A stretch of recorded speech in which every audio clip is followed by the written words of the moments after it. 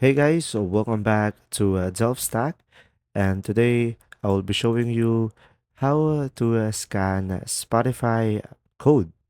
So, in order for you to do this process, first thing is, of course, you could just simply go ahead and open up your Spotify application into your device.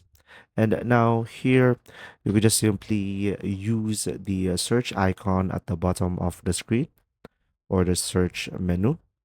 And from here, as you can see, I am on the search bar.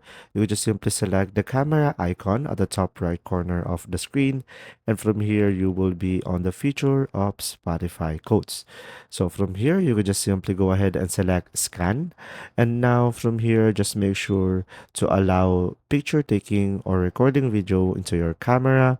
And after that, you could just simply point to the camera your Spotify code, and it will automatically redirect you to that link.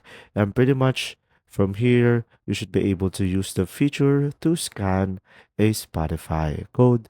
And pretty much that's it. You just have to select the camera icon on the top right corner of the search menu. If you found this video helpful, please like and subscribe.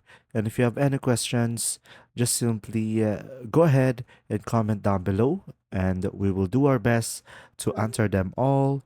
And see you in the next video.